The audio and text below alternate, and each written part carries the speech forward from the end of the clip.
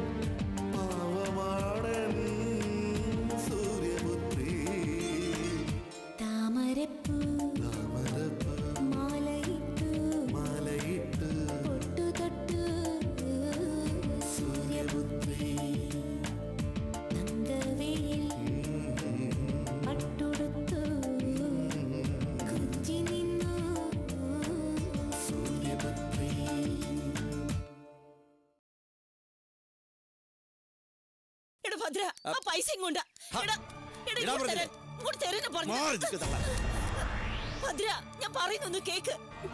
ഞങ്ങളെ വഴിയാധാരമാക്കരുത്. ഞാനും എന്റെ മക്കളും നിന്നോട് എന്ത് തെറ്റ് ചെയ്തിട്ടാണ്? ഭദ്ര, ആ കാശിങ്ങിതാടാ. നിന്റെ കട ഞങ്ങൾ എന്നായാലും വീട്ടിക്കോളാം. താ ഭദ്ര. വേണ്ട, കരയണ്ട. നിങ്ങളുടെ മോൻ എന്റെ മുഖത്തടിച്ച് വാതിൽ കൊട്ടിയടച്ചപ്പോ ഞാൻ അതും കൊണ്ടങ്ങ് പോയേക്കൊന്ന് കരുതിയോ? അന്നേ ഞാൻ ഉറപ്പിച്ചതാ കാശും കൊണ്ടേ പടിയിറങ്ങത്തോളന്ന്. അപ്പൊ ഞാനങ്ങോട്ട് ഇറങ്ങാ. ഭദ്ര, നീ നശിച്ചു പോകൂടാ. ഞങ്ങളോട് ചെയ്ത ഈ ചതിക്കും നീ കാലപ്പമ്പൂത്തി ചാവും. ചാവൂടാ.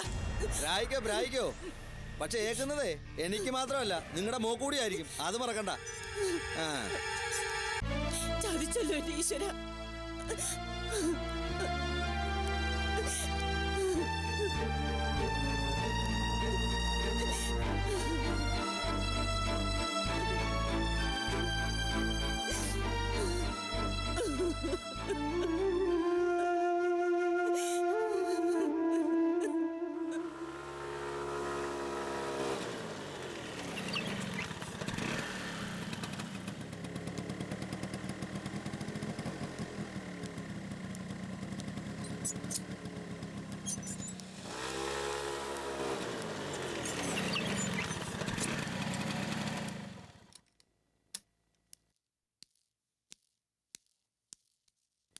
ദേ, ഇപ്പോഴേ ഞാൻ പറഞ്ഞേക്കാം, മേലിൽ ലൈബ്രറിയിലേക്കാന്നും പറഞ്ഞ് എന്നെ വിളിച്ചോണ്ട് പോരുത്. മനുഷ്യൻ അവിടുന്ന് ബോറടിച്ച് മരിച്ചുപോയി. എന്നാ വിളിച്ചോ.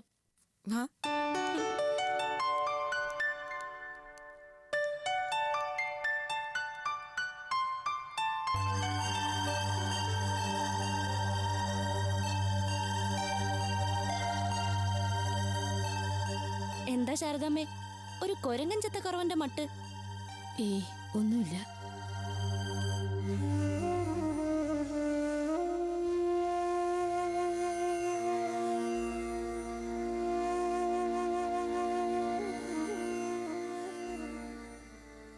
എന്താ അമ്മേ? അച്ഛനെവിടെ? കിടക്കുക. എന്തു പറ്റി? ഈ നേരത്തെ കിടപ്പ് പതിവില്ലാത്താണല്ലോ.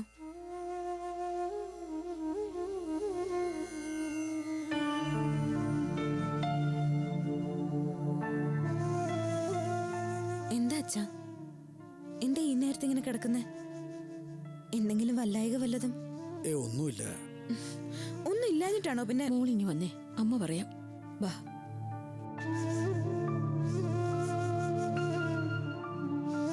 എന്താ അമ്മേ, എന്താ ഉണ്ടായത്? അത് കുറച്ചു മുമ്പ് സുഖുവിന്റെ അമ്മ ഇവിടെ വന്നിരുന്നു. എന്തിന്? കല്യാണിയെ ഒന്ന് കാണാൻ വേണ്ടി വന്നതാ. അവരെന്തിനാ കല്യാണിയെ കാണുന്നേ? പറയാം.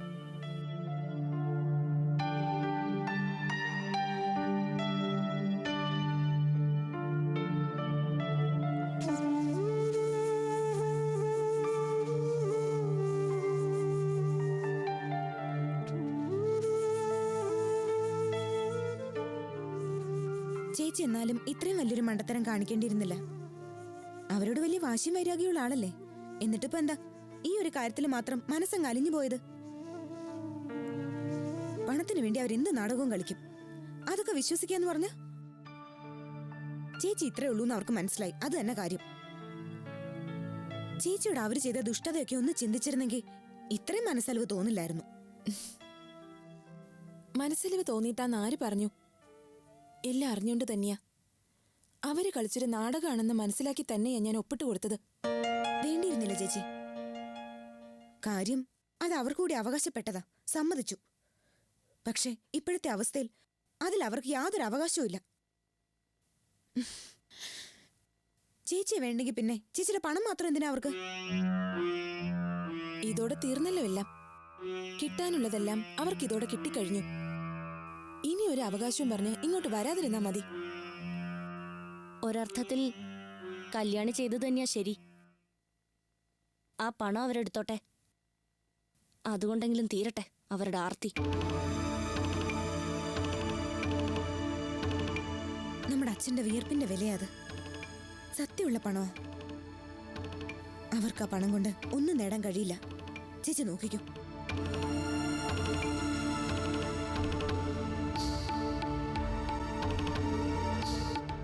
അമ്മേ, അമ്മേ,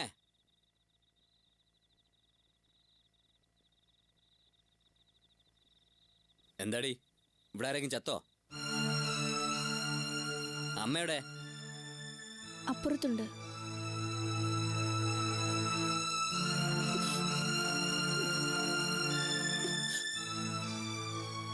പോയ കാര്യം എന്തായി? അവളെ കൊണ്ട് ഒപ്പിടിച്ച് വാങ്ങിച്ചില്ലേ? പോയത് അമ്മയായോണ്ട് അതെന്തായാലും നടന്നു കാണും. കാശ് എന്നിട്ട് ബാങ്കിൽ അടച്ചില്ലേ? അടച്ചില്ല. അതെന്താ അടയ്ക്കായിരുന്നു? കിട്ടിയ പൈസ മുഴുവൻ ഭദ്രേട്ടൻ കൊണ്ടുപോയി. കൊണ്ടുപോവേ? എങ്ങോട്ട്? അവന്റെ വീട്ടിലേക്ക്. അല്ലാതെ എങ്ങോട്ടാ? അവൻ എന്നെ ചതിച്ചതാടാ. പറഞ്ഞു കബളിപ്പിച്ച അവനെ കാശും കൊണ്ട് പോയത്. അവൻ ഇത്രയും വലിയ വിഷമായിരുന്നെന്ന് ഞാൻ അറിഞ്ഞില്ല മോനെ. ഇത്രയൊക്കെ നടന്നിട്ട് നിങ്ങൾക്ക് എന്നെ വിളിച്ചു പറയുകയും ചെയ്യായിരുന്നില്ലേ? പറഞ്ഞിട്ടെന്തിനാ? പോയത് പോയില്ലേ? പറഞ്ഞിരുന്നെങ്കിൽ എവിടെയെങ്കിലും വാടകയ്ക്ക് ഒരു വീടെങ്കിൽ നോക്കായിരുന്നു. ഞാൻ കാരണം എല്ലാരും കൂടി തെരുവിൽ ഇറങ്ങണ്ടല്ലോ എന്ന് കരുതിയാ നാണം കെട്ട ഈ ഏർപ്പാടിന് ഞാൻ കൂട്ടുനിന്ന്. എന്നിട്ടിപ്പോ വേണം, എനിക്കിത് കിട്ടണം. ഇനിയിപ്പോ നാളെ രാവിലെ ജപ്തിക്കാർ വരുമ്പോ നമ്മളെല്ലാം കൂടി എങ്ങോട്ട് പോകും? സൂര്യപുത്രി ഇടവേളയ്ക്ക് ശേഷം തുടരും. സൂര്യപുത്രി തുടരുന്നു. ഞാൻ കാരണം എല്ലാരും കൂടി തെരുവിൽ ഇറങ്ങണ്ടല്ലോ എന്ന് കരുതിയാ നാണം കെട്ട ഈ ഏർപ്പാടിന് ഞാൻ കൂട്ടുനിന്ന്. എന്നിട്ടിപ്പോ വേണം, എനിക്കിത് കിട്ടണം. ഇനിയിപ്പോ നാളെ രാവിലെ ജപ്തിക്കാർ വരുമ്പോ നമ്മളെല്ലാം കൂടി എങ്ങോട്ട് പോകും? ഇപ്പൊ മനസ്സിലായില്ലേ? കിട്ടാനുള്ള കാശിന് വേണ്ടിയാ അളിയൻ ഈ കളി മുഴുവൻ കളിച്ചതെന്ന്. കൊണ്ടുപോട്ടെ, പക്ഷേ ഇപ്പോഴത്തെ ഈ അവസ്ഥയിൽ തന്നെ അളിയൻ ഇത് ചെയ്തതിലേ എനിക്ക് വിഷമമുള്ളൂ. ആ ഒരു കണക്ക് ഞാൻ പിന്നെ തീർത്തോളാം. സുഖുവേട്ടൻ ഇനി അതും പറഞ്ഞ് വഴക്കിനൊന്നും പോണ്ട. ആ നശിച്ചവൻ ഒരു കാലത്തും ഗതി പിടിക്കാതെ നശിച്ച് നോറോണക്കല് തോണ്ടും. നോക്കിക്കോ, എന്റെ കാശ് കൊണ്ട് അവൻ പോയത്. അമ്മയുടെ കാശോ? അതങ്ങനെ അമ്മയുടെ കാശാവും?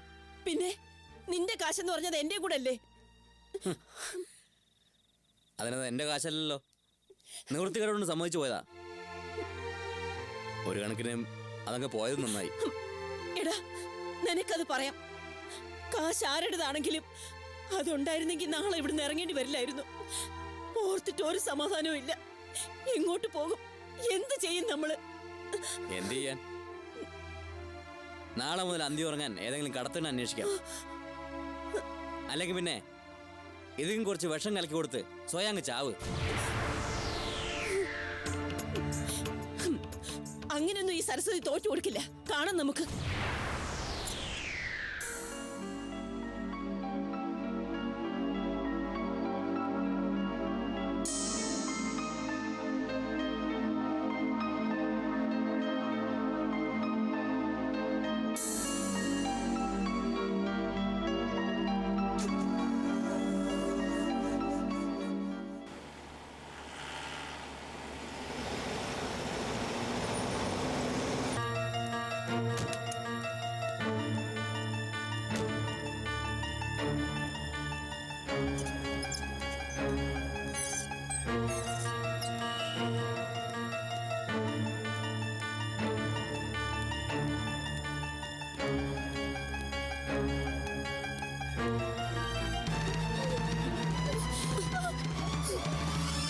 ആരും ഈ പടിക്കകത്ത് കാല് കുത്തരുത്. ജപ്തി ചെയ്യാൻ വന്നിരിക്കുന്നു. എല്ലാം കെട്ടിപ്പൂട്ടി കൊണ്ടുപോകുന്നതിന് മുമ്പ് ഞാനും എന്റെ ഈ 2 പിള്ളേര് എന്ത് ചെയ്യണമെന്ന് കൂടി പറ. ചാവണം ഞങ്ങള്. ചാകാം. ഇതാ ഇത് കണ്ടോ? ഒറ്റ ഒരെണ്ണ ഈ വീട്ടിൽ കയറിയ ഞാനും എന്റെ പിള്ളേരും ഇതൊഴിച്ച് തീ കൊളുത്തും. ഈ മുറ്റത്ത് കിടന്ന് ഞങ്ങൾ ചാവും. സത്യം ഞാൻ പറയുന്നേ. ഞാൻ പറഞ്ഞത് എന്റെ ഈ മക്കള് 2 വഴിയാധാരം അവലും നോക്കുമ്പോ എനിക്ക് ഇത്തിരി ദണ്ണം ഉണ്ടടാ. നിനക്കതൊന്നും പറഞ്ഞ് മനസ്സിലാവില്ല. പെഴിച്ചുപോയ നിന്റെ പെണ്ണുമ്പിള്ളെ ഓർത്തോണ്ടിരുന്നോ നീ? പെറ്റതള്ളി പെങ്ങന്മാരും നിനക്കൊന്നും അല്ലല്ലോ. എന്റെ പൊന്നു സാറുമാരെ, നിങ്ങൾക്കും ഇല്ലേ വീടും വീട്ടുകാരും? ഞങ്ങളെ ഇവിടുന്ന് ഇറക്കി വിടരുത്. ഞങ്ങളെ ഇവിടുന്ന് ഇറക്കി വിടരുത്. ഞാൻ നിങ്ങളുടെ കാല് പിടിക്കാം. ആരും ഇവിടെ ഇറക്കി വിടില്ലമ്മേ. സൂസർ, അമ്മേ, ഞാൻ പറയുന്നത് ഞങ്ങളെ ഇവിടുന്ന് ഇറക്കി വിടല്ലേ സാർ. ഇങ്ങോട്ട് വാ അമ്മേ. എല്ലാം പോയി. നടക്കമ്മേ. ഞങ്ങളെ ഇറക്കി വിടല്ലേ സാറ്. അമ്മേ, ഞങ്ങളെ ഇവിടുന്ന് ഇറക്കി വിടല്ലേ. അമ്മേ, എന്താ ഇത്? പോയി മക്കളെ, എല്ലാം പോയി. അമ്മ സമാധാനായിരിക്കും. ഞാൻ അവളോടൊന്ന് സംസാരിക്കട്ടെ. ഈശ്വര. ബാബാ, ഞാൻ ആറാറിനോട് സംസാരിച്ചിരുന്നു. കുറച്ച് ദിവസം കൂടി ഇവിടെ തന്നെ താമസിക്കാനുള്ള പെർമിഷന്. വാടകയ്ക്ക് ഒരു വീട് നോക്കുന്നുണ്ട്. അതൊന്ന് ശരിയാവുന്നവരെ. സൂസാറ് വിഷമിക്കണ്ട. ആറാറ് വിളിച്ചിരുന്നു. ഒരു 3-4 ദിവസം കൂടി ഇവിടെ തന്നെ താമസിക്കാം. അപ്പോഴേക്കൊരു വീട് കണ്ടുപിടിക്കണം. ഇപ്പോൾ ഈ ഫോർമാലിറ്റി കഴിഞ്ഞ് ഞങ്ങൾ പോയിക്കോളാം. ഒരുപാട് വീടുകൾ ജപ്തി ചെയ്യാൻ പോയിട്ടുണ്ട് ഞാൻ. ഒരുപാട് പേരുടെ കണ്ണീര് ശാപം കിട്ടിയിട്ടുണ്ട്. അതുകൊണ്ടാവല്ലേ ഇപ്പൊ എനിക്ക് ഈ അവസ്ഥ വന്നത്.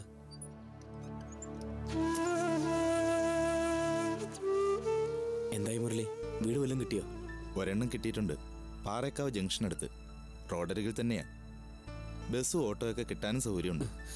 സൗകര്യമൊന്നും ഇല്ലെങ്കിലും കുഴപ്പമില്ല മുരളി. വാടക അധികം കൂടരുത്. അതിനെപ്പറ്റിയൊന്നും ഞാൻ സംസാരിച്ചില്ല സുഖു. അയാൾ വാടകയുടെ കാര്യത്തിൽ അത്ര കടുംപിടുത്തം പിടിക്കുമെന്ന് തോന്നുന്നില്ല. പുള്ളി ഫാമിലിയായിട്ട് ബീഹാറിലാണ്. ഇവിടെ വരുമ്പോൾ മാത്രമേ അവിടെ താമസിക്കാറുള്ളൂ. ഇപ്പോൾ നമ്മുടെ ഭാഗ്യം കൊണ്ട് അവിടെയുണ്ട്. ഭാഗ്യം, നല്ല ഭാഗ്യം എൻ്റെത്. താൻ ഇങ്ങനെ അപ്സെറ്റ് ആവാതെ, എല്ലാത്തിനും ഒരു പരിഹാരം ഉണ്ടാവും. ആ പിന്നെ വീടിൻ്റെ ഉടമസ്ഥൻ 2 ദിവസം കൂടി ഇവിടെ കാണും. അവർ പോയി കഴിഞ്ഞ് അങ്ങോട്ട് മാറാം. അവരുപയോഗിച്ചിരുന്ന ഫർണിച്ചറൊക്കെ നമുക്ക് ഉപയോഗിക്കാം. വല്ലാത്തൊരു വിധിയാ എൻ്റെത്. അല്ല, വിധിയെ പഴിച്ചിട്ട് കാര്യമില്ല. ഒക്കെ ഞാൻ തന്നെ വരുത്തി വെച്ചതാ. എല്ലാം എൻ്റെ തെറ്റാ.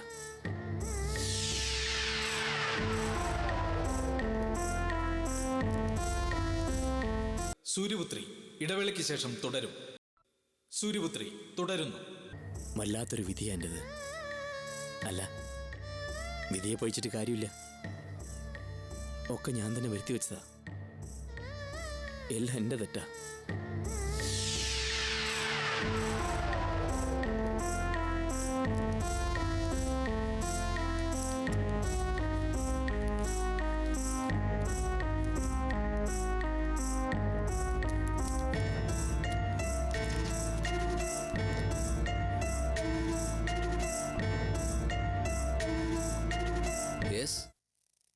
ഞാൻ ഫിക്സ് ചെയ്ത പ്ലാനിൽ തന്നെ ഇൻസ്റ്റലേഷൻ നടക്കും.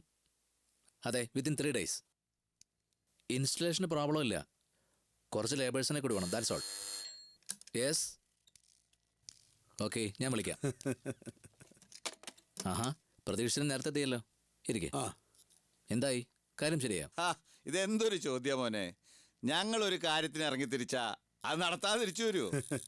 എല്ലാം വളരെ ഭംഗിയായി തന്നെ നടന്നു. ദൈവാനുഗ്രഹം കൊണ്ട് ആ സുകുമാരനൊന്ന് ലീവിലും ആയിരുന്നു. അല്ല, ആ ടൈപ്പിസ്റ്റ് എന്താ അവളുടെ പേര്? അഖില. ആ, അവളെ അത്രയ്ക്ക് നമുക്കങ്ങ് വിശ്വസിക്കാമോ? വിശ്വസിക്കാം. അവൾ ഇതൊന്നും പുറത്താരോടും പറയില്ല. അതിന് വേണ്ട വിധത്തിൽ ഞങ്ങൾ അവളെ ഒതുക്കിയിട്ടുണ്ട്. അതൊരു പാവപ്പെട്ട വീട്ടിലെയാ. സ്ത്രീധനത്തിന്റെ ബാക്കി തുക കൊടുത്തില്ലെന്നും പറഞ്ഞ് കെട്ടിയോനിട്ടിട്ട് പോയതാ. ആ ബാക്കി നമ്മൾ അങ്ങ് കൊടുത്തു. പിന്നെ ഇതെങ്ങാനും പുറത്തറിഞ്ഞ സുകുമാരന് പകരം നീയാവും അഴിയെണ്ണേണ്ടി വരിക എന്നൊരു ഭീഷണി കൂടി ആയപ്പോ അതിന്റെ കാര്യത്തിലൊരു തീരുമാനമായി. ഇനി അവള് തല പോയാ പോലും ഒന്നും ഒരുത്തിനോടും പറയില്ല. ഗുഡ്. അപ്പൊ പ്രതീക്ഷിച്ച പോലെ തടസ്സങ്ങളൊന്നുമില്ലാതെ കാര്യം ഭംഗിയായി നടന്നു. എങ്കിൽ നാളെ തന്നെ ലോണിനുള്ള ശ്രമം തുടങ്ങാം. ഇപ്പോഴാ ഓർത്തത്. നമുക്ക് വലിയ പ്രയോജനമില്ലെങ്കിലും മറ്റൊരു ന്യൂസ് കൂടിയുണ്ട്. എന്താ? ആ സുകുമാരന്റെ വീട് ബാങ്കുകാർ ജപ്തി ചെയ്തു. അവനും തള്ളയും പിള്ളേരും ഇപ്പൊ പെരുവഴിയിലാ. ആണോ? അപ്പൊ പ്രയോജനമുള്ള ന്യൂസ് ആണല്ലോ. എന്ത് പ്രയോജനം? അതൊക്കെ ഉണ്ട് കരണേട്ടാ.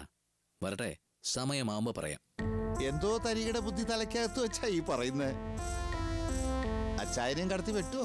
അയ്യോ, എത്ര ശ്രമിച്ചാലും അത്രത്തോളം ഒത്തില്ല. ഒപ്പത്തിനൊപ്പം പോലും ആവില്ല. ഒരു പടി താഴെ, അത്രയെങ്കിലും എത്തണ്ടേ?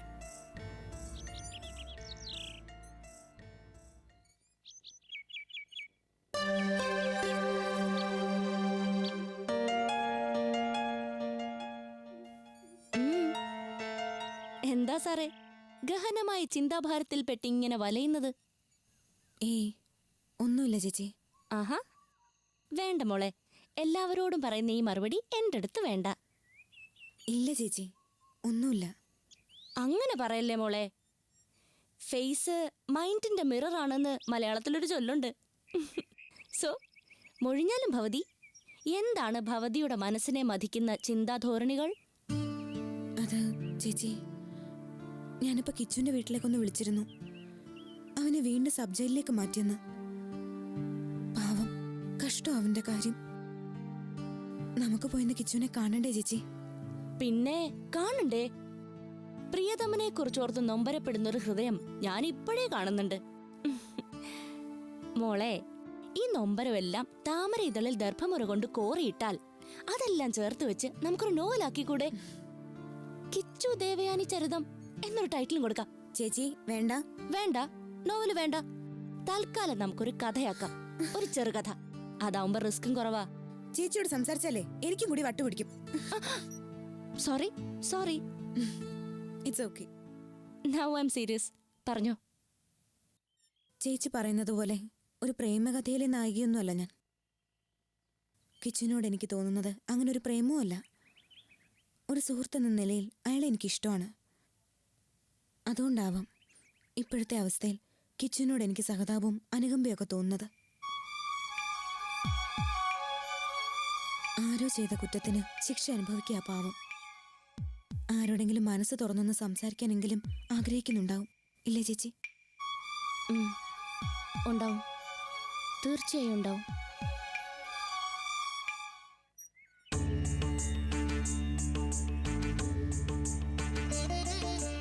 നമുക്കൊന്ന് പോയി കാണാം ചേച്ചി. അയാൾക്കതൊരു ആശ്വാസമാവും. കാണാം, കാണണം. നമുക്കല്ല, ദേവുന്. ദേവു തനിച്ചു പോയി കണ്ടാ മതി. അയ്യോ, അത് പറ്റില്ല. ചേച്ചിയും കൂടി വരണം. വേണ്ട മോളെ, ഞാൻ വരുന്നില്ല. നിങ്ങളുടെ ഇടയില് ചോദിക്കാൻ ചോദ്യം തീർന്നുപോയി കുഴയുന്ന ഒരു ടെലിവിഷൻ പ്രസന്ററെ പോലെ എന്റെ പ്രസൻസ് ആവശ്യമില്ല. സോ കിച്ചുവിനെ കാണാൻ ദേവു തനിച്ചു പോകുന്നു. ഓക്കെ?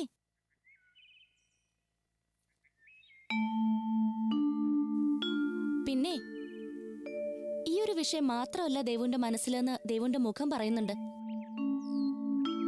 അത് ഞാൻ വേണ്ട, എനിക്കറിയാം.